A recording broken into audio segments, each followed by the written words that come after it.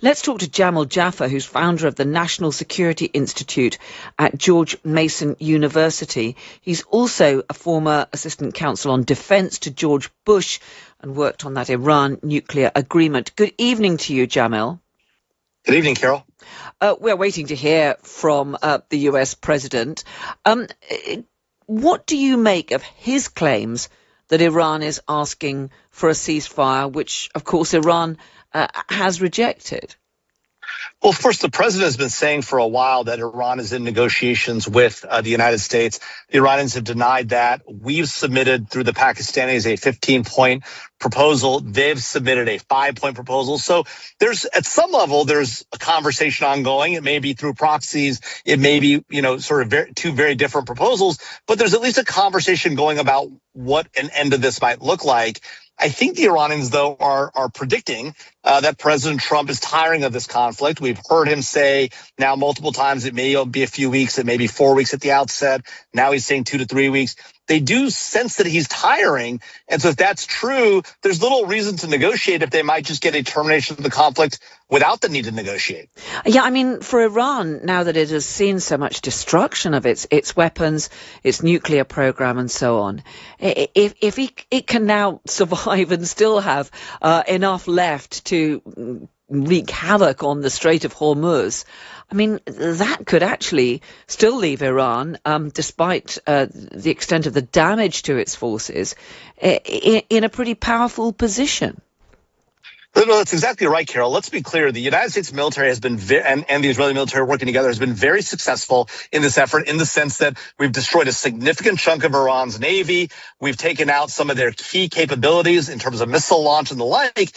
But where the challenge, I think, remains is the missiles themselves, the drones, and, of course, the nuclear program, because Iran continues to maintain this 440 kilograms of 60% highly enriched uranium, not to mention some amount, probably 200 or so kilograms of 20% enriched uranium.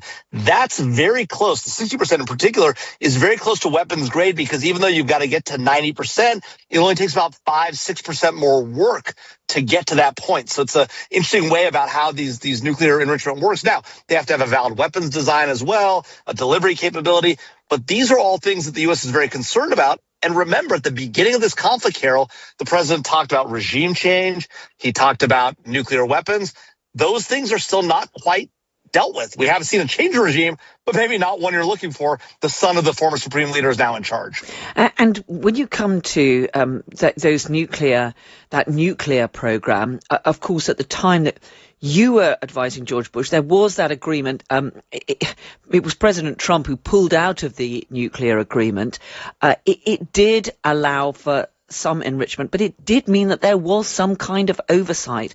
There was at least some kind of hold on what Iran is doing.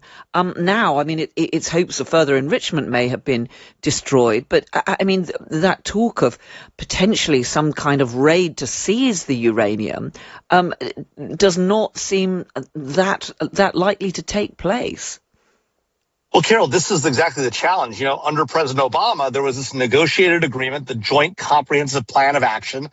Congress, of course, which is where I was working at the time, wanted to see this agreement, wanted to have a vote on it, which they did. And for better or worse, both houses of Congress voted against the deal by bipartisan majorities, not enough to stop the president, not enough, frankly, even to get a bill on the president's desk to stop him. He would have vetoed it, of course, President Obama would have. But both houses did speak very clearly that there's a bipartisan view that the deal wasn't a good deal. Now, to your point, President Trump later on, after he came into office, after President Obama left office, did in fact walk away from that deal. And now the question is, can you get a better deal? Can you get a deal that involves not just enrichment, but involves more careful surveillance, involves the terrorism support that Iran has long been providing to others, involves their ballistic missiles and the like? That wasn't part of the original nuclear deal. President Trump in his 15-point plan is trying to get that. Of course, Iran has come back with a 5-point plan that talks about none of that and not even nuclear weapons at all. And so the parties are missing one another. And the question is, how do you get to a deal that can end the conflict, that actually gets, movement on this front? And to your point, it doesn't appear today, at least, that the United States is going to go forward with a plan to go get that uranium out of Iran. I will note, though, that we've got a Marine Expeditionary Unit that's arrived in the region from the USS Tripoli. You've got the USS Boxer from the West Coast en route, and you've got the 82nd Airborne also heading into theater. So even though the president's saying we're 2 to 3 weeks out, there's a lot of U.S. ground forces coming into the region that could be used either to secure the straits, to take Carg Island, or potentially to do something about this nuclear-rich material. All of which, of course, would be hugely risky operations. The other suggestion that the president has made in recent days is that the US could end the war and leave it up to other countries to somehow try and restore the safety of shipping through the Strait of Hormuz. We've got Britain convening a call to discuss potential plans tomorrow. The Keir Starmer was making it clear that would have to be after the war ended. But the problem is, if the US ends the war but without any agreement on the Strait of Hormuz, just securing the Strait of Hormuz would be a very difficult thing to achieve militarily, wouldn't it? No, that's exactly right, because in order to secure the Straits of Hormuz, you have to do a number of things. You have to prevent mines from being deployed, or at least remove mines that have been deployed. You've got to secure the two ends of the strait where it gets really narrow, which is a choke point, and prevent the Iranians from launching missiles into that region or drones or the like. That might mean you have to put forces on land, or you have to escort the ships through the strait and take the chance that the Iranians might shoot at those ships and accidentally hit a military vessel, which is exactly what they want to avoid. And so this is the huge challenge. If you remember back in the 80s, we ran an operation just like this, where we took minesweepers in, we removed mines, we escorted ships through the Gulf, through the straits. That's a intensive, very risky, very dangerous operation on both sides. The Iranians potentially attacking American or allied vessels. This is the challenge of this effort. And for the president to say, well, you Europeans or you other allies, you figure it out.